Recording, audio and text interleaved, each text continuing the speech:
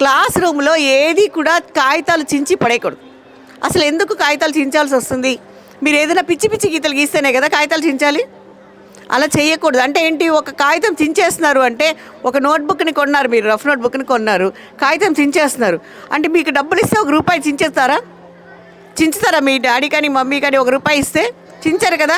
మరి నోట్బుక్లో పేపర్ కూడా అంతే గొప్పది, రూపాయి నోట్ లాంటిది అది కూడా. సో దాని మీద నీట్గా మార్జిన్, ముందు ఏమైనా రాయాలంటే ఏం చేయాలి, ఫస్ట్ మార్జిన్ గీయాలి, తెలుసు కదా. మార్జిన్ డ్రా చేసిన తర్వాత దాంట్లో నీట్గా రాయాలి. పిచ్చి పిచ్చి బొమ్మలు ఏం వేయకూడదు. బొమ్మలు వేయాలంటే దానికోసం డ్రాయింగ్ బుక్ సపరేట్గా పెట్టుకోవాలి. ఎస్, ఫస్ట్ మీ పేరు రాసుకోవాలి. నోట్బుక్ పైన ఏం రాయాలి, ఫస్ట్ నేమ్ రాయాలి, లేబుల్ అంటించి దాని మీద నేమ్ రాయాలి, అది ఏ సబ్జెక్టో రాయాలి. దానివల్ల ఏంటి ఉపయోగం? సపోజ్ తెలుగు టీచర్ వచ్చి బుక్ తీయమన్నారు అనుకోండి, ఇమీడియట్లీ తెలుగు బుక్ తీయచ్చు కదా ఈజీగా నోట్బుక్ని.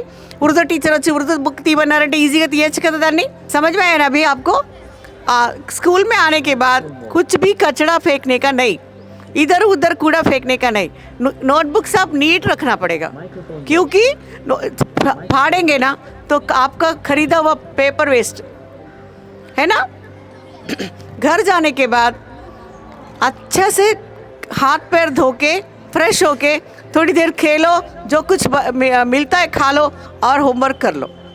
పొద్దునే ముందు త్వరగా నిద్ర లేవాలి. మీరు త్వరగా నిద్ర లేస్తేనే కదా స్కూల్కి రాగలరు, అవునా? ఏం చేయాలి, శుభ్రంగా బ్రష్ చేసుకోవాలి. బ్రష్ చేసుకోకపోతే ఏమవుతాయి, పళ్ళన్నీ పుచ్చిపోయి ఊడిపోతాయి. బ్రష్ చేసుకోవాలి, స్నానం చేయాలి, తినాలి, ఏదన్నా బ్యాగ్ తీసుకొని స్కూల్కి రావాలి. అదేనా చేసేది అందరూ? అదే కదా మీరందరూ చేసేది.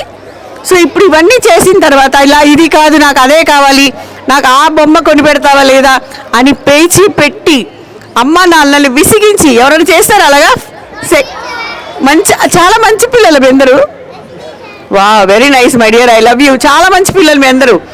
कुछ भी खरीदने के लिए जिद करके मम्मी डैडी को पैसा लेने के नहीं, है कि नहीं? वो कितना मेहनत करके आप लोगों को पढ़ा रहे ना, तो उनका मेहनत को समझना पड़ेगा आपको.